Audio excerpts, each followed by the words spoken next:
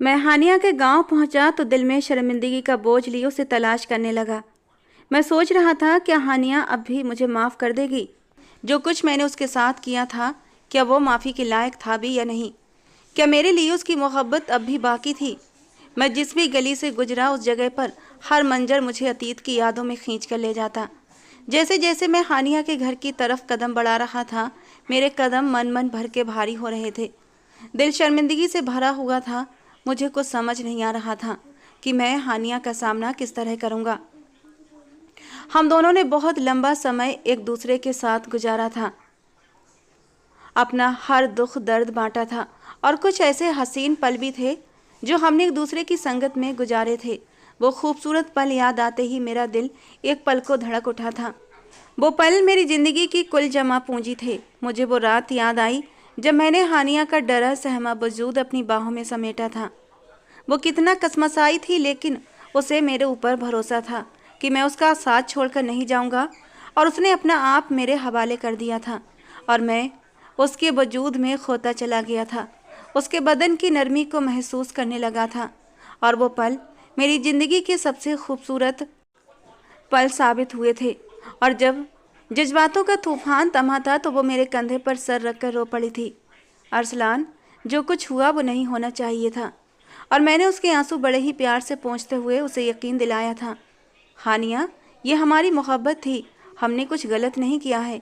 मेरा यकीन करो हानिया, मैं तुम्हें पूरी इज्जत के साथ अपनाऊंगा क्योंकि मैंने तुमसे सच्ची मोहब्बत की है। और उस वक्त मैं उससे कोई झूठा वादा नहीं कर रहा था। वाकई मैं उससे मोहब्बत करता था, लेकिन मैंने कभी सोचा भी नहीं था कि मुझे हानिया को यूँ बीच मझधार में छोड़कर जाना पड़ेगा। मगर मैंने उसको बीच रास्ते में छोड़कर अच्छा नहीं किया था। इसी उलझन में मेरे कदम हानिया के दरवाजे पर जाकर रुक गए थे। मैंने बंद दरवाजे को देखकर सोचा था कि मैं हानिया को क्या जवाब दूंगा। इन्हीं सोचों में मैंने उसके घर का दरवाज़ा खटखटाया। कुछ ही देर के बाद दरवाज़ा एक बूढ़ी औरत ने खोला था, जो हानिया की माँ थी। मुझे देखकर उसकी आंखों में हैरत और गुस्सा उमड़ आया था। वो खामोशी से मुझे सर से पांव तक देखने लगी। मेरे पहले की और अब के होलिये में काफ़ी फ़र्क था। तभी तो वो हैरानगी से मुझे देख रही थी और मैं शर्मिंदगी से नज़रें झुकाए खड़ा था। उनकी नज़रों में मेरे लिए अनगिनत सवाल थे, मगर फिर भी वो खामोश नज़रों से मुझे देख रही थीं। तब मैंने हिचकिचाते हुए उनको सलाम किया और उनसे सवाल किया, क्या हानिया घर पर है? उन्होंने तेज नज़रों से मुझे घूरा और कहने लगी, तुम्हें हानिया याद भी है? इतना लंबा समय तुमने पलट कर उसकी खबर तक न ली, तो अब क्या लेने आए हो? क्या तुम्हें एहसास भी है तुमने मेरी बेटी के साथ क्या किया है? तुमने उसे कितना दुख दिया है। तुम्हारी बेवफाई ने मेरी बेटी की ज़िंदगी बर्बाद कर दी है, और वो अब भी तुम्हारे इंतज़ार में है। लेकिन वो हानिया जो तुम्हें चाहती थी, तुम्हारा इंतज़ार करती थी, अब वो जिंदा नहीं रही। बल्कि मेरा नाम अरसलान अहमद है, मेरा संबंध दिल्ली से है। हम 3 बहन भाई हैं। मैं सबसे बड़ा और मुझसे छोटी 2 बहनें, रुबीना और नरगिस। पापा के साथ एक छोटे से घर में रहते थे। पापा एक सरकारी नौकर थे। पापा की आमदनी से घर का गुजारा मुश्किल से होता था। मैंने जब से होश संभाला था, पापा को हमेशा मेहनत करते ही देखा था और अम्मा को हमेशा बचत करते। अम्मा की कोशिश होती वो जहाँ से मुमकिन हो सकता वहाँ से बचत करके उन पैसों को कहीं और ज़रूरत पड़ने पर इस्तेमाल करती। मुझे हमेशा अम्मा की आदत खलती थी कि आखिर वो ऐसा क्यों करती हैं। और जब ज़रा होश संभाला तब जाकर समझ आया कि घर के हालात इतने अच्छे नहीं थे जितने हम बहन भाइयों की ख्वाहिशें थीं। इसलिए तो अम्मा बचत कर करके हमारी ज़रूरतों का ख्याल रखती थीं। और तब मैंने ठान लिया था कि मैं पढ़ लिख कर अपने माँ बाप का सहारा बनूंगा, ताकि अम्मा को हर तरफ से बचत करने की ज़रूरत न पड़े और उनको कहीं पर पैसे खर्च करने से पहले इतना सोच विचार करना न पड़े। मैंने अम्मा की कुर्बानी और पापा की मेहनत से एक सबक सीखा था और ख़ुद से वादा किया था कि मैं अपनी पढ़ाई के जरिए अपने माँ बाप और अपनी बहनों की ज़िंदगी बेहतर बनाऊंगा। मैं सुबह को स्कूल जाता, शाम को पापा की मदद के लिए छोटे मोटे काम करना शुरू कर चुका था और फिर धीरे धीरे ये मेरा रोज़ का रूटीन बन गया था। मेरे दिल में हमेशा ये ख्वाहिश रही थी कि मैं ऐसा कुछ करूं जिससे घर के हालात थोड़े से सुधर सकें और मेरी माँ के चेहरे पर खुशियों के रंग बिखर सके। 10वीं के बाद मैं और पढ़ाई करने के लिए एक स्कॉलरशिप के लिए अप्लाई कर दिया था और अपनी मेहनत के बलबूते पर स्कॉलरशिप हासिल करने में कामयाब भी हो गया था। मेरा सपना था मैं इंजीनियर बनता, इसलिए कॉलेज के दौरान भी मैं दिन रात लगातार मेहनत करता रहा। पार्ट टाइम जॉब करके अपनी छोटी मोटी ज़रूरतें पूरी कर लिया करता था, क्योंकि मैं पापा पर और बोझ डालना नहीं चाहता था। छोटी बहनें छोटी बहनें भी बहुत सब्र और हिम्मत वाली थीं। शायद उनको ये आदत अम्मा की तरफ से मिली थी कि वो हर चीज़ पर सब्र कर लिया करती थीं। कॉलेज में शानदार नंबरों के बाद मुझे देश की एक बड़ी इंजीनियरिंग यूनिवर्सिटी में दाखिला मिल गया था। मेरा सपना बिल्कुल करीब होने को था, लेकिन तभी मैंने और भी मेहनत करना शुरू कर दिया था। दिन को मैं क्लासेस लेता, उसके बाद एक कैफ़े में जाकर पार्ट टाइम वेटर का काम करता था। फिर रात को मैं 2 घंटे बच्चों को ट्यूशन भी देता था। इस बीच मेरी दोनों छोटी बहनें भी अपनी पढ़ाई पूरी कर रही थीं और घर के हालात भी धीरे धीरे सुधरने लगे थे। यूनिवर्सिटी में मेरी मुलाकात उन्हीं दिनों हानिया से हुई थी। वो गांव से यहाँ शहर पढ़ने के लिए आई थी और हॉस्टल में ही रहती थी। एक सादा सी जिंदा दिल लड़की थी। गेहूँए रंग पर उसकी बादामी आँखें और चेहरे पर फैली मासूमियत उसे सबसे अलग बनाती थी और मुझे उसकी ये सादगी बहुत पसंद आई थी। और दूसरी बात ये थी कि वो बहुत ही हिम्मत वाली लड़की थी। कभी हिम्मत नहीं हारती थी, बल्कि हर तरह के हालात का डटकर सामना करती थी। वो अपने माँ बाप की इकलौती बेटी थी। उसके साथ साथ वो अपने घर का अकेला सहारा भी थी, क्योंकि उसके पापा उसके बचपन में ही मर गए थे और उसकी माँ ने लोगों के कपड़े सिलाई कर करके उसको पाल पोस कर बड़ा किया था। वो भी मेरी तरह पढ़ लिख कर कामयाब होना चाहती थी। यही वजह थी वो भी पढ़ाई में बहुत अच्छी थी और अपने कॉलेज की टॉप स्टूडेंट रही थी। हानिया और मेरे रूटीन में कुछ ज़्यादा फ़र्क न था। वो भी मेरी तरह दिन में यूनिवर्सिटी की क्लासेस जाती और शाम को कुछ एकेडमी जाकर पढ़ाती थी। हम दोनों अपनी पढ़ाई और नौकरी के बीच बिजी रहते थे। हम दोनों में एक बात कॉमन थी और वो ये थी कि हम दोनों ही अपनी अपनी जिम्मेदारियों को लेकर बहुत सीरियस थे और ज़िंदगी को बहुत ही सीरियसली लेते थे। हम दोनों की पहली मुलाकात एक यूनिवर्सिटी के सेमिनार में हुई थी, जब मैं वहाँ पर एक टेक्निकल प्रेजेंटेशन देने के लिए आया था, जबकि हानिया अपनी दोस्त के साथ बैठी मेरी प्रेजेंटेशन देख रही थी। मेरी बातचीत के अंदाज ने और मेरे कॉन्फिडेंस से भरपूर रवैये ने हानिया को बहुत इम्प्रेस किया था। उसके उल्टे जब मैंने पहली बार हानिया की मुस्कुराहट देखी तो मुझे ऐसा लगा जैसे वक्त थम सा गया हो। हानिया मेरी स्पीच देने के अंदाज से इम्प्रेस हुई थी और मैं उसकी मुस्कुराहट से।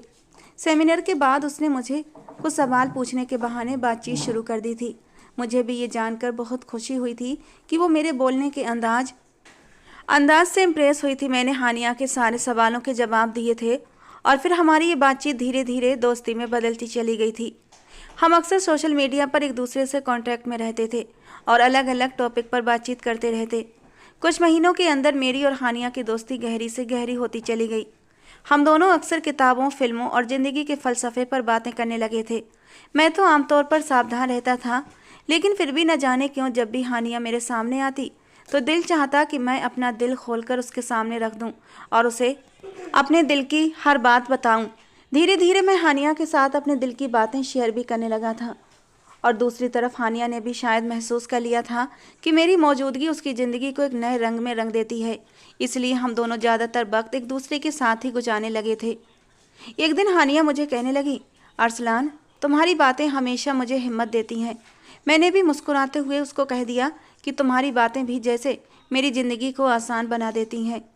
कुछ पल के लिए ही सही, जब भी तुम मेरे साथ होती हो मेरी ज़िंदगी में खुशियों के रंग बिखर जाते हैं। और मेरी बात सुनकर उसके चेहरे पर एक चमक आ गई थी। अब वो अक्सर मुझसे कहती थी, तुमसे दोस्ती के बाद मैं बहुत खुश रहने लगी हूँ। पहले मुझे लगता था शायद मेरी ज़िंदगी का सिर्फ एक ही मकसद है और वो है कामयाब होना। मैं तो बस हमेशा अपने हालात के बारे में सोचा करती थी और परेशान होती रहती थी। मगर जब से तुमसे दोस्ती हुई है मैं अपने लिए भी वक्त निकालने लगी हूँ और मेरी माँ भी मेरे इस बदलाव पर बहुत खुश हैं। मैं हमेशा उसको तसल्ली दिया करता था कि हालात एक जैसे नहीं रहते बल्कि बदल जाया करते हैं, तो परेशान होने से कुछ भी नहीं होगा। इसलिए अपनी ज़िंदगी को भरपूर तरीके से जीना चाहिए। वक्त के साथ साथ हम दोनों को यह एहसास होने लगा था हमारा रिश्ता सिर्फ दोस्ती से कहीं ज़्यादा गहरा हो चुका है।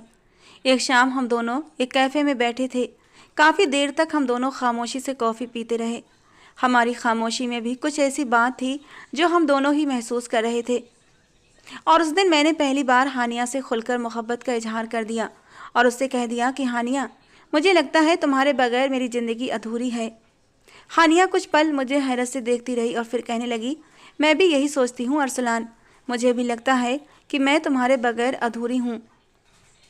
अगर तुम मुझे आगे बढ़ने की हिम्मत न देते तो शायद मैं अपनी ज़िंदगी से नाउम्मीद हो जाती। मैंने तो अपनी माँ के पूछने पर तुम्हारे बारे में माँ को सब कुछ बता भी दिया है और मेरी माँ को मेरी पसंद पर कोई एतराज़ भी नहीं है। और उसकी बात सुनकर मैं खुश हुआ था कि हमारे रास्ते के बीच अब कोई अड़चन भी नहीं थी। और वो पल तो जैसे कुछ देर के लिए थम सा गया था। वो समय हम दोनों के लिए फैसले का समय था। हम दोनों की दोस्ती तो बहुत थी, लेकिन उस दिन ही हम दोनों ने एक दूसरे से अपने अपने जज्बातों का खुलकर इजहार भी कर दिया था। और तभी हमने एक दूसरे के लिए अपनी मोहब्बत का इजहार करके अपनी आने वाली ज़िंदगी के लिए सपने सजाने भी शुरू कर दिए थे। मैं हमेशा उसकी हर हाल में मदद किया करता था। उसके घर के हालात तो मेरी सोच से भी ज़्यादा ख़राब थे, मगर मैं हर तरीके से उसका साथ देने की कोशिश करता, क्योंकि मैं उससे सच्ची मोहब्बत करने लगा था। हनी अक्सर मेरे सामने शर्मिंदा होती कि मैं उसके लिए इतना करता था, मगर मुझे उसकी आंखों में आंसू देखे नहीं जाते थे। जब मैं उसे अपना दिल दे ही बैठा था तो हर हाल में उससे वफा करना चाहता था। वो भी तो मुझे अपनी हर बात शेयर करने लगी थी।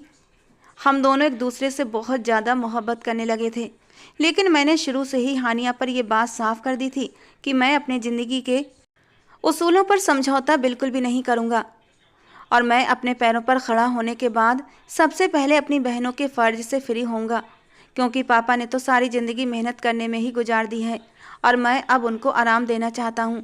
बहनों के फ़र्ज को पूरा करने के बाद ही मैं अपनी शादी के बारे में सोचूंगा। हानिया भी मेरी इस बात से सहमत थी। वो भी जानती थी मैं पहले अपनी बहनों की ही शादी करूँगा, उसके बाद ही अपने बारे में कोई फ़ैसला लूँगा। इसलिए उसने भी मेरे इस फैसले को समझा और मेरा साथ देने का वादा किया था। हमारे बीच ये वादा न सिर्फ मोहब्बत का था, बल्कि एक दूसरे के ख्वाबों को पूरा करने का इरादा भी रखता था। मेरी माँ ने मेरी परवरिश बहुत अच्छे से की थी। उन्होंने मुझे अच्छे बुरे की तमीज़ सिखाई थी। ये भी सिखाया था ज़िंदगी में कभी किसी दूसरे के ऊपर निर्भर मत रहना। और इसीलिए मैं चाहता था जब मैं शादी करूं तो मेरे पास इतनी जमा पूंजी हो कि मैं अपनी बीवी को खुशहाल ज़िंदगी दे सकूं। और हानिया मुझे अच्छे से समझती थी और उसने कभी मेरे फैसले को चैलेंज नहीं किया था, बल्कि हमेशा मुझे हौसला दिया था कि मैं अपने सपने पूरे करूं। एक शाम हम दोनों एक पार्क में बैठे बातें कर रहे थे। मुझे याद है पेड़ों के पत्तों की सरसराहट और शाम की ठंडी हवाओं के बीच मैंने बहुत प्यार से हानिया की तरफ देखा था। जब उसने मेरी तरफ सवालिया नज़रों से देखा, वो जान गई थी कि मैं उसे कुछ कहना चाहता हूँ। हानिया ने मुस्कुराते हुए मेरी तरफ देखा और कहने लगी, अरसलान बोलो, कुछ कहना चाहते हो? मैं गहरी सांस लेकर उसका हाथ अपने हाथों में थाम चुका था और मैंने बहुत ही प्यार से कहा, हानिया मैं तुमसे बेहद मोहब्बत करता हूँ। उसने मेरे हाथ पर अपना दूसरा हाथ रखा था। जानती हूँ अरसलान, तुम्हें कहने की ज़रूरत नहीं है। मैंने एक गहरा सांस लिया था और आगे बोला, और मैं अपनी ज़िंदगी तुम्हारे साथ गुजारना भी चाहता हूँ, लेकिन उससे पहले मैं चाहता हूँ कि मैं अपने पैरों पर खड़ा हो जाऊँ। मैं तुम्हें एक खुशहाल ज़िंदगी देना चाहता हूँ। हानिया ने कुछ पलों के लिए मेरी आंखों में झांका और फिर कहने लगी, अरसलान मैं भी तुमसे सच्ची मोहब्बत करती हूँ और मैं तुम्हारी सोच को समझती हूँ। मैं वादा करती हूँ तुम्हारे ख्वाबों को पूरा होने में तुम्हारा साथ ज़रूर दूंगी। मुझे यकीन है तुम अपनी मेहनत से अपनी मंजिल पा लोगे। कहते कहते उसने अपना सर मेरे कंधे पर टिका दिया था। मैं जानता था कि वो वैसे ही मेरी दीवानी है जैसा मैं उसका दीवाना था। पहली बार मैंने हानिया को अपने बाहों के घेरे में समेटा था। मेरी बाहों का स्पर्श महसूस करके हानिया कुछ देर के लिए कसमसाई थी, लेकिन उसने खुद को मेरी बाहों में ढीला छोड़ दिया था। उस पल मैंने हानिया को अपने साथ लगाकर उसकी खुशबू को अपने अंदर उतारा था। काफ़ी देर तक मैं उस पार्क में बेंच पर बैठा हानिया के साथ बैठा रहा। जी चाह रहा था ये पल यहीं थम जाए, लेकिन एक दूसरे से दूर तो जाना ही था। मैंने तय कर लिया था मैं जल्द से जल्द अपने सपने को पूरा करूंगा और हानिया को हमेशा हमेशा के लिए अपनी ज़िंदगी में शामिल कर लूँगा। मैं सुबह से शाम तक कड़ी मेहनत करता, अपनी पढ़ाई पूरी होने के साथ साथ एक अच्छी नौकरी की तलाश में भी रहता, और हानिया ने इस बीच मेरा बहुत साथ दिया था। वो मुझे हौसला देती, मेरी छोटी छोटी कामयाबियों पर खुश होती। और वो रात मैं कैसे भूल सकता हूँ जब मैं हानिया को उसकी एकेडमी से लेकर उसे हॉस्टल छोड़ने जा रहा था। लेकिन रास्ते में ही तेज बारिश होने लगी थी। कुछ देर तक हम यूं ही भीगते हुए मोटरसाइकिल पर सफ़र तय करते रहे। लेकिन वो जनवरी महीने की बारिश थी। हम दोनों ही भीग चुके थे और ठंड के मारे बुरी तरह कांप रहे थे।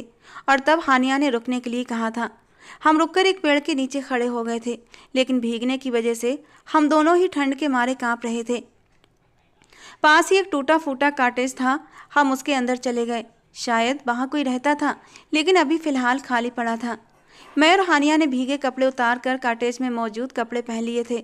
अब हमारी ठंड काफ़ी हद तक कम हो गई थी कि उसी वक्त लाइट चली गई थी और बादलों की तेज गड़गड़ाहट हुई थी। हानिया डर के मारे मेरी बाहों में लिपट गई थी और ये वो पल थे कि मैं खुद पर काबू ना पा सका।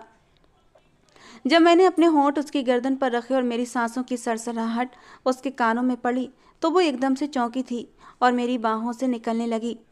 मैंने उसके कानों के पास अपने होंठ ले जाकर धीरे से कहा था, हानिया प्लीज़ आज खुद को मुझसे दूर मत करो। आज मैं तुम्हारी चाहत में पूरी तरह गुम हो जाना चाहता हूँ। ये कहते कहते मैंने उसके ठंडे कांपते होंठों को अपने होंठों की कैद में लिया था और उसे मेरी मोहब्बत पर यकीन था। उसने कोई ऐतराज़ नहीं किया था, बल्कि मेरी मोहब्बत में खुद भी बहकती चली गई थी। बाहर बारिश का तेज़ तूफान था तो अंदर कमरे में जज्बातों का तेज़ तूफान आया हुआ था। हम दोनों ही एक दूसरे में गुम हो चुके थे और जब मैंने उसके गले से दुपट्टा उतार कर फेंका था और उसके कुर्ते की डोरियों पर हाथ रखा तो उसने सिर्फ एक नज़र मेरे ऊपर डाली थी।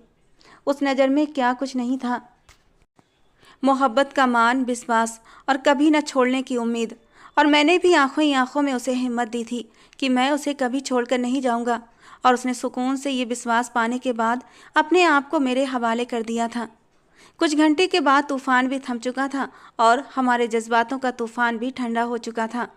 वो रोई तो मैंने उसे अपनी बाहों में फिर से समेट लिया था कि मैं तुम्हें हमेशा अपने पास रखूँगा, बहुत जल्दी मैं तुमसे शादी भी कर लूँगा।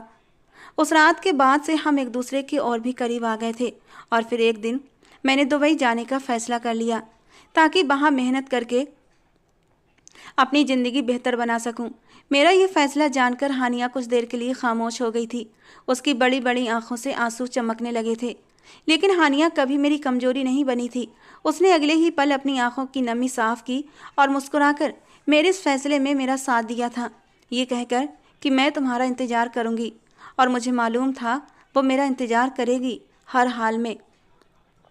मैंने दुबई जाकर एक कंपनी में नौकरी करना शुरू कर दी। शुरू में तो काम बहुत सख्त था, ऊपर से था भी परदेश।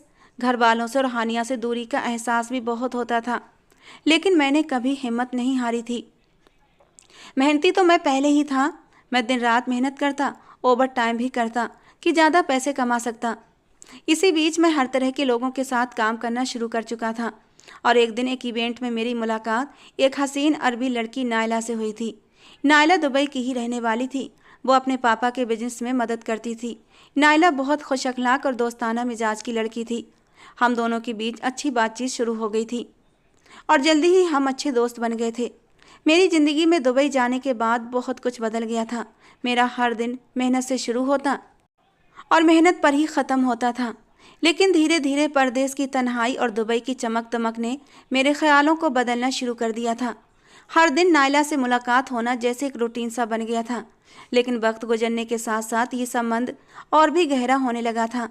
नायला की पर्सनालिटी का जादू और उसकी खुशगवारी ने मेरे दिल पर एक गहरा ही असर डाला था। उधर हानिया हर बार मेरे फ़ोन का इंतज़ार करती रहती, मेरी कामयाबी के बारे में पूछती रहती और मुझे आगे बढ़ने की हिम्मत देती, तो वहीं नायला भी मेरी हिम्मत बढ़ाती और मेरी मुश्किलों को समझती थी। अब तो उसने मेरी ज़िंदगी में कुछ ज़्यादा ही दिलचस्पी लेना शुरू कर दी थी। मैंने महसूस किया था कि नायला मेरी ज़िंदगी में वो कमी पूरी कर रही थी जो हानिया की दूरी की वजह से पैदा हुई थी। नायला के साथ वक्त गुजारना मेरे लिए एक सुकून का कारण बन गया था। हम दोनों अक्सर शाम को मिलते, दुबई की गलियों में घूमते और अपनी ज़िंदगी के तजुर्बे एक दूसरे से शेयर करते। मुझे अपनी कंपनी के प्रोजेक्ट में शामिल करने की उसने पेशकश की और ये तो जैसे मेरे करियर के लिए एक नया दरवाज़ा खुलने जैसा था। मैंने धीरे धीरे महसूस किया था कि मेरी ज़िंदगी में नायला की अहमियत बढ़ती ही जा रही थी। नायला के साथ गुजारी गई शामें और उसकी गर्मजोशी ने मुझे हानिया के बारे में सोचने का मौका ही नहीं दिया था। मैं ये समझने लगा था शायद हानिया और मेरे बीच फासलों ने ही हमें अलग करवाया है। हानिया ने मुझे बहुत फ़ोन किए, मगर मेरे पास तो जैसे अब उसके लिए वक्त ही नहीं था। और एक दिन उसने मुझे बताया कि कभी मुझसे फुर्सत में बात करो, मैं तुम्हें कुछ बताना चाहती हूँ। मुझे इस वक्त तुम्हारी सबसे ज़्यादा ज़रूरत है। लेकिन मैंने ये कहकर फ़ोन काट दिया था। मुझे ज़रूरी मीटिंग के लिए जाना है। पता नहीं वो मुझे क्या बताने वाली थी। तब उसने मुझे कई ख़त भी लिखे थे जिनमें अपनी मोहब्बत और यकीन दहानी का इजहार किया था। लेकिन मेरे जवाब सर्द और छोटे होते गए। हानिया को अंदाज़ा होने लगा था कि मैं बदल रहा हूँ, लेकिन वो इस हकीकत को कबूल करने के लिए तैयार नहीं थी। वो सोचती थी शायद मेरे हालात बेहतर होने के बाद सब कुछ पहले जैसा हो जाएगा। उसको लगता था मेरे काम कुछ ज़्यादा ही बढ़ गए थे। शायद इसीलिए मैं उसके साथ इस तरह का सर्द बर्ताव कर रहा था। मुझे कभी कभार हानिया का ख्याल आता था और मुझे ये सोचकर जुर्म का एहसास भी होता था कि मैं उसकी मोहब्बत और वफादारी को नज़रअंदाज कर रहा था। लेकिन मेरे आसपास का माहौल, नायला की मौजूदगी और मेरी अपनी बढ़ती हुई कामयाबियाँ मुझे हकीकत से इनकार करने पर मजबूर कर देती थीं। मैं अपने आप को यही समझाता, शायद हानिया के बगैर भी ज़िंदगी अच्छी गुजर सकती है। हानिया ने मेरे लिए अपने ख्वाबों और मोहब्बत को पाने के लिए हर तरह की कुर्बानी दी थी। उसने अपनी ज़िंदगी के बेहतरीन साल मेरे ख्वाबों को सहारा देने में गुजारे थे। लेकिन मुझे ये समझने में देर हो गई थी और एक दिन मुझे हानिया की तरफ से एक ख़त मिला जिसमें लिखा था, अरसलान, मैंने तुम्हारी मोहब्बत में अपनी ज़िंदगी के सबसे खूबसूरत पल गुजारे हैं। मैंने तुम्हारे ख्वाबों को अपनी दुआ समझा था, लेकिन अब मुझे लगता है शायद तुमने ख्वाबों में मुझे कहीं खो दिया है। मैंने तुम्हें आज़ाद छोड़ दिया है अरसलान, ताकि तुम सुकून से अपनी ज़िंदगी गुजार सको। जो तुम्हारे दिल के करीब है उसके साथ खुश रहो। मुझे जीने की एक वजह मिल गई है और मैं उसी के सहारे अपनी ज़िंदगी गुजार लूँगी। हानिया के ख़त ने मुझे कुछ देर के लिए अतीत की यादों में गुम कर दिया था। उसे जीने की आखिर ऐसी कौन सी वजह मिल गई थी? शायद उसने अपने लिए कोई जीवन साथी चुन लिया होगा। लेकिन मैं अपनी नई ज़िंदगी को हकीकत में कबूल कर चुका था। मैं जानता था हानिया के ख़त ने मुझे आज़ाद कर दिया है। अब वो आगे से कभी मुझे कॉल या ख़त के ज़रिए बातचीत नहीं करेगी। कुछ वक्त बाद मैंने नायला से अपनी मोहब्बत का इजहार कर दिया और हम दोनों ने अपनी ज़िंदगी एक साथ गुजारने का फ़ैसला कर लिया। मैंने नायला को अपने बारे में सब कुछ बता रखा था, सिवाय हानिया वाली बात के, और नायला मेरी मेहनत से बहुत इम्प्रेस हुई थी। मुझे भी नायला की सादगी और उसकी मदद करने का ये रवैया बहुत पसंद आया था। मोहब्बत के सफ़र में हम दोनों के दिल एक दूसरे की तरफ खींचने लगे थे और जब नायला ने अपनी मोहब्बत के बारे में अपने घर वालों को बताया तो उसको अपने घर वालों के गुस्से का सामना करना पड़ा था। नायला के पापा तो चाहते थे वो किसी दुबई के ही बड़े बिजनेसमैन से शादी करे, लेकिन नायला ने अपने पापा को समझाने की कोशिश की कि वो मुझसे प्यार करती है और मुझसे ही शादी करना चाहती है। मैंने फैसला कर लिया था मैं नायला के पापा को अपनी मेहनत से और अपने अच्छे अखलाक से कायल कर लूँगा। मैं नायला के पापा के बिजनेस प्रोजेक्ट में उनकी बहुत मदद करने लगा और अपनी काबिलियत और मेहनत का सबूत मैंने उन्हें दे दिया था। नायला के पापा मुझसे बहुत इम्प्रेस हो गए थे। नायला के पापा मेरी और नायला की शादी के लिए राज़ी हो गए क्योंकि उन्हें अपनी बेटी की खुशी भी प्यारी थी और यूँ मेरी और नायला की शादी हो गई। मैंने अपने अम्मा पापा को इस बारे में बताया तो थोड़ी नाराज़गी के बाद वो भी मान गए थे क्योंकि उनको मुझ पर पूरा भरोसा था कि मैं कुछ भी गलत नहीं कर सकता। शादी के बाद नायला ने मेरी ज़िंदगी में न सिर्फ मोहब्बत बल्कि सुकून भी शामिल किया था। मैं अपनी बहनों के लिए कुछ ख़ास करना चाहता था और नायला ने मेरी मदद के लिए हर मुमकिन कोशिश की थी। नायला ने कहा था वो मेरी बहन की शादी करने के लिए अपने पास से पैसे देगी, लेकिन मैंने उसे मना कर दिया था क्योंकि मैं खुद अपनी मेहनत की कमाई से अपनी बहनों को उनके घर का करना चाहता था। बल्कि मैं तो खुद अपने कदमों पर खड़ा होकर खुद अपनी पहचान बनाना चाहता था और नायला ने मेरे इस जज्बे की कदर की थी। वो हर तरह से मेरे कदम से कदम मिलाकर मेरे साथ चल रही थी। बड़ी बहन की मैंने शादी कर दी और छोटी बहन नरगिस को मेरी तरह पढ़ने का बहुत शौक़ था, इसलिए मैंने उसका एडमिशन करा दिया। उसकी पढ़ाई के खर्चे भी उठाने लगा। मैं अब तक लौटकर हिंदुस्तान नहीं गया था, यहाँ तक कि मेरी छोटी बहन नरगिस की पढ़ाई भी पूरी हो गई थी और फिर एक अच्छे ख़ानदान में उसका रिश्ता तय हो गया और फिर उसकी भी शादी कर दी। मेरी दोनों बहनें अपनी अपनी ज़िंदगी में खुश थीं और मेरा दिल भी सुकून से भर गया था। बहनों की शादियां करने के बाद मैं और नायला ने अपने ओर ध्यान दिया था। अपना सारा ध्यान अपने नए कारोबार पर लगाया था और धीरे धीरे हमारी मेहनत रंग लाई थी और हमारा कारोबार खूब तरक्की करने लगा था। और तब नायला ने मुझे ज़िंदगी की सबसे बड़ी खुशखबरी सुनाई थी। पूरे 5 साल बाद हमारे यहाँ बेटा पैदा हुआ, जिसका नाम नायला ने उबैद रखा। उबैद में तो हम दोनों की जान बसती थी। हम दोनों ने मिलकर अपनी ज़िंदगी को खुशी और कामयाबियों से भर दिया था। लेकिन हमारी इन खुशियों के सफ़र में एक ऐसा मोड़ आया जिसने हमारी दुनिया को हिलाकर रख दिया। एक दिन नायला ने अपने शरीर में अजीब सी कमजोरी और थकान महसूस की। पहले तो वो इन सब बातों को नज़रअंदाज करती रही, मगर वक्त के साथ साथ ये कमजोरी बढ़ती गई। बुखार तो कभी भूख की कमी और कभी थकावट उसे परेशान करने लगी थी। मैं उसे फ़ौरन एक डॉक्टर के पास लेकर गया और कुछ टेस्ट के बाद डॉक्टर ने हमें मशवरा दिया कि और भी टेस्ट करवाओ। और फिर आगे जो रिपोर्ट हमारे सामने आई थी, हमारी पूरी दुनिया हिलकर रह गई थी। नायला को आखिरी स्टेज का कैंसर था और ये खबर बिजली बनकर हमारे ऊपर गिरी थी। ये जानकर नायला की बीमारी बहुत ख़तरनाक है, मैं हर मुमकिन इलाज करवाने का फ़ैसला कर चुका था। नायला ने अपनी बीमारी को सब्र और हौसले से कबूल किया था, मगर मैं अंदर से टूट चुका था। दुबई के सबसे अच्छे अस्पताल में मैंने नायला का इलाज शुरू करवाया था। कीमोथेरेपी, दवाएं और डॉक्टर के मशवरे सब कुछ आजमाया, लेकिन बीमारी दिन ब दिन बढ़ती गई। नायला ने इस मुश्किल वक्त में भी अपनी मोहब्बत और अपनी हिम्मत से मेरे हौसले को बढ़ाया था। वो कहती, हमारी मोहब्बत ने जो ख्वाब देखे हैं तुम्हें उन सबको पूरा करना है। मेरी बीमारी तुम्हें कमज़ोर नहीं बना सकती। उसके शब्द मेरे लिए रोशनी का मीनार थे, लेकिन हकीकत तो ये थी कि उसकी हालत अब दिन ब दिन ख़राब हो रही थी। और एक दिन वो अस्पताल के बिस्तर पर लेटी हुई थी और मैं उसके पास बैठा हुआ था और मेरे हाथों में उसका हाथ था। वो मुझसे कहने लगी, तुमने मेरी ज़िंदगी को मोहब्बत और खुशियों से भर दिया। मेरी दुआ है तुम हमेशा खुश रहो। मेरी गैर मौजूदगी में भी अपनी ज़िंदगी को उम्मीद और रोशनी से भरपूर रखना। मुझे याद करके कभी दुखी मत होना, कभी आंसू मत बहाना, वरना मेरी रूह हमेशा दुखी रहेगी। ये उसके आखिरी शब्द थे और कुछ पलों बाद नायला हमेशा के लिए खामोश हो गई थी और मेरी दुनिया अंधेरों में डूब गई। नायला के बगैर ज़िंदगी गुजारना अब मेरे लिए आसान नहीं था, लेकिन मुझे उबैद के लिए जीना था, क्योंकि नायला को उबैद से बेहद मोहब्बत थी और मुझे उबैद में नायला की झलक नज़र आती थी। लेकिन मेरे दिल में एक उदासी हमेशा रहती थी, जो वक्त के साथ साथ और भी गहरी होती गई। दुबई की चमकती रोशनियों में उबैद की मासूमियत और मेरा सपना कहीं खोने लगे थे। और एक दिन उबैद मुझसे पूछने लगा, पापा मम्मा कहाँ है? क्या वो हमें देख सकती हैं? ये सवाल मेरे दिल को चीर गया था। नन्हा सा 4 साल का उबैद अपनी माँ के बारे में सवाल कर रहा था और तब मुझे पहली बार एहसास हुआ उबैद को एक माँ के प्यार की ज़रूरत है। अकेले रहकर हीन भावना का वो शिकार हो जाएगा, उसकी पर्सनैलिटी डेवलप नहीं हो पाएगी। और फिर मैंने फ़ैसला किया कि मैं हिंदुस्तान वापस आऊँगा, जहाँ मेरा अपना बचपन गुजरा था। हिंदुस्तान की वापसी के ख्याल पर हानिया की याद भी मेरे दिमाग के किसी कोने में उभरी थी, जो मेरी पहली मोहब्बत थी। हानिया की मोहब्बत मासूम और बेलौस थी, लेकिन वक्त और हालात ने हम दोनों को जुदा कर दिया था। हानिया की याद मेरे दिल में एक उम्मीद की किरण रोशन कर रही थी, लेकिन उस उम्मीद के साथ एक डर भी था। क्या हानिया अब भी उसी तरह होगी? क्या उसके दिल में मेरे लिए कोई जगह होगी? हिंदुस्तान पहुंचने के बाद मैंने बहुत बार कोशिश की कि हानिया से मिल सकूं, लेकिन हर बार शर्मिंदा होकर मैं रुक जाता था।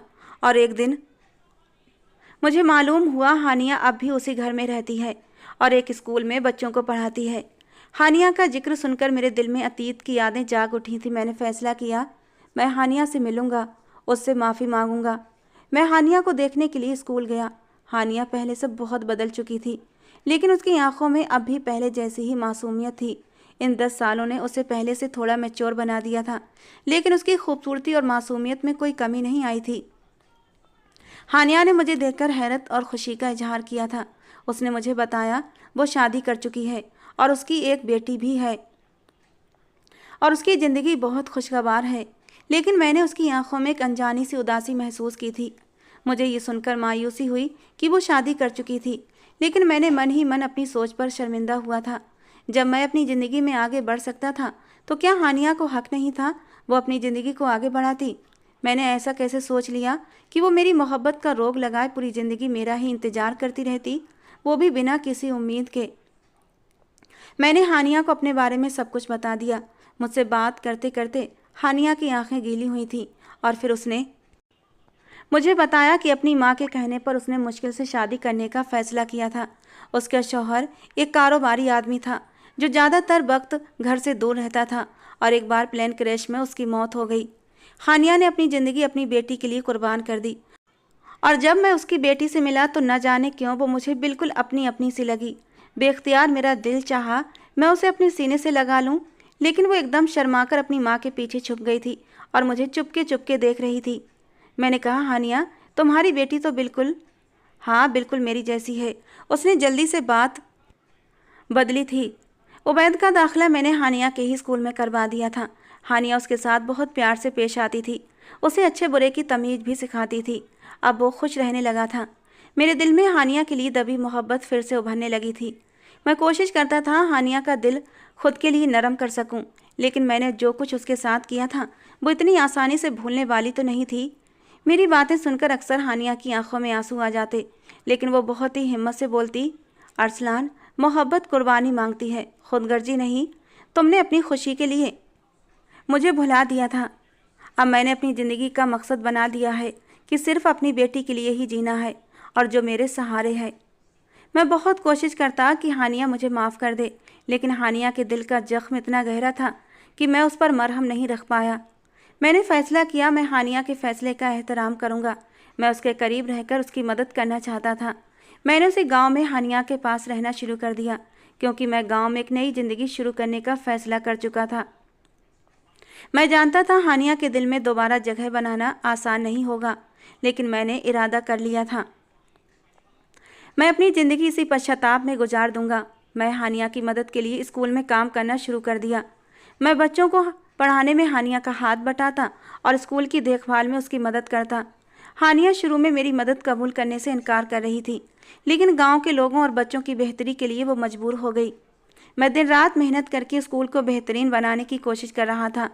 गांव वालों के लिए एक छोटा सा क्लिनिक भी खुलवा दिया ताकि लोग सेहत की बुनियादी सहूलतें हासिल कर सकें। हानिया ये सब कुछ देखती रही, लेकिन उसके दिल का जख्म अब भी ताज़ा था। गांव के लोग मेरी मेहनत और खुलूस देखकर मेरी तारीफ करते, और मैं जो खुद को खुदगर्ज इंसान समझता था अब एक हमदर्द और मुखलिस इंसान बन चुका था। मैं स्कूल के बच्चों के लिए किताबें, कपड़े खरीद कर उनके लिए खेल के मैदान बनवाए और उनकी ज़िंदगी में खुशी के रंग भरने की कोशिश की। हानिया खामोशी से ये सारे काम देखती रहती। उसको यकीन नहीं आता था, क्या मैं वाकई बदल चुका था। एक दिन मैं किसी काम के सिलसिले में हानिया के घर गया था। उसकी माँ मुझे देखकर खुश नहीं हुई थी, लेकिन शायद हानिया ने उन्हें मेरे बारे में कुछ समझा बुझा दिया था, इसीलिए उन्होंने मुझे इज्जत से बिठाया, मेरे लिए चाय भी लेकर आईं। उसके बाद वो उठकर चली गई थी। मैं उन्हें कुछ ज़्यादा पसंद नहीं था जो वो मेरे पास बैठती। मैं चाय का कप हाथ में लेकर बिना सोचे समझे हानिया के कमरे की तरफ बढ़ गया था, जहाँ हानिया की यूनिवर्सिटी के समय की बहुत सी निशानियाँ रखी थीं। कुछ गिफ्ट भी थे जो मैंने उसे दिए थे, जो उसने बहुत ही संभाल कर रखे थे। मैंने एक ड्रॉल खोली तो उसमें कुछ खत रखे थे जो मेरे दुबई जाने पर हानिया ने मेरे नाम लिखे थे। मैं एक एक खत उठाकर पढ़ने लगा। उन खतों में उसने अपनी बेकरारी लिखी थी, अपनी मोहब्बत के बारे में लिखा था, और एक खत पढ़ते पढ़ते जैसे मेरी पूरी दुनिया लोटपोट हो गई थी। मैं वहीं बेड पर बैठ गया था और बार बार उस खत को पढ़ने लगा। उस खत में लिखा था, अरसलान, तुम मुझे छोड़कर चले गए और मैं एक ऐसे मोड़ पर आकर खड़ी हो गई हूँ कि न ज़िंदगी में आगे बढ़ सकती हूँ और न पीछे जा सकती हूँ। तुम लौट आओ अरसलान, मुझे तुम्हारी ज़रूरत है। लेकिन तुम तो मुझसे बात ही नहीं करते। इस वक्त मैं ज़िंदगी के सबसे नाजुक मोड़ पर खड़ी हूँ अरसलान, क्योंकि मैं तुम्हारे बच्चे की माँ बनने वाली हूँ, और मेरी माँ मेरी बदनामी से बचने के लिए मेरी शादी कर रही हैं। लेकिन मैं शादी नहीं करूँगी अरसलान, मैं तुम्हारी अमानत हूँ, ये बच्चा तुम्हारा है। वो ख़त मेरे हाथों से छूटकर गिर पड़ा था और आहट की आवाज़ पर मैंने नज़र उठाकर देखा तो हानिया की माँ खड़ी थी। कहने लगी, हानिया तुम्हारे बच्चे की माँ बनने वाली थी। मैंने उस पर बहुत प्रेशर डाला कि वो शादी कर ले, लेकिन वो नहीं मानी और सिर्फ तुम्हारे नाम के सहारे उसने ये 10 साल गुजार दिए। तुम्हारी बेटी को जन्म भी दिया। मैंने लोगों की बातें भी सुनी, लेकिन धीरे धीरे लोगों की ज़बानें बंद हो गई थीं, क्योंकि मैंने कह दिया था मैंने हानिया की शादी कर दी है और उसका शौहर विदेश में रहता है। अलीशा तुम्हारी ही बेटी है। और मैं उस दिन बहुत रोया था, फूट फूट कर रोया था। और तभी हानिया भी घर आ गई थी। मैं उसके सामने सर झुकाकर बैठ गया, उससे रो रो कर माफ़ी मांगी थी। उसने मेरा कितना विश्वास किया था और मैंने उसका विश्वास तोड़ दिया था। मेरे इतने दिनों की मेहनत और खुलूस को देखते हुए उसने मुझे माफ़ भी कर दिया था। अपनी माँ के कहने पर मुझसे शादी भी कर ली। मैं अपनी बेटी को सीने से लगाकर बहुत रोया था। ये खून के रिश्ते ऐसे ही होते हैं। मेरा दिल पहले से ही अलीशा के लिए हुमकता था और वो भी तो हर वक्त मेरे पास आने की कोशिश करती थी। हानिया ने मेरे बेटे उबैद को दिल से अपना लिया था। वो अलीशा में और उबैद में कोई फ़र्क नहीं करती थी, बल्कि अपने सगे बेटे की तरह रखती थी। और उबैद भी हानिया को अपनी सगी माँ समझने लगा था। उसके चेहरे पर खुशियों की चमक लौटने लगी थी। मैं हानिया को खुश करने की हर मुमकिन कोशिश करता और मैं अपनी कोशिश में कामयाब भी हुआ था, क्योंकि हानिया भी खुश रहने लगी थी। लेकिन कभी कभी तन्हाई में बैठकर सोचता तो पता नहीं ऐसा क्यों लगता कि हानिया के दिल में अब मेरे लिए वो पहले वाली मोहब्बत नहीं है। और फिर मैं एक गहरी सांस लेकर रह जाता।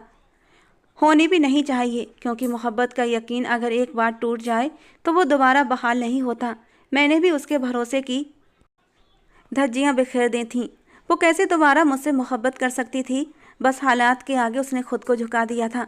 शायद अलीशा और उबैद के अच्छे फ्यूचर के लिए और मेरे लिए यही काफ़ी था। मुझे कम से कम हानिया का संग तो नसीब था और दोनों बच्चों को माँ बाप का प्यार मिल गया था। मैं आगे यही कोशिश करता कि हानिया को मुझसे कोई तकलीफ़ ना हो और वो भी मुझसे कोई शिकायत नहीं करती थी। बस ज़िंदगी में अब एक ही कमी थी, काश हानिया मुझसे पहले की तरह मोहब्बत करने लगे, जो शायद नामुमकिन बात है।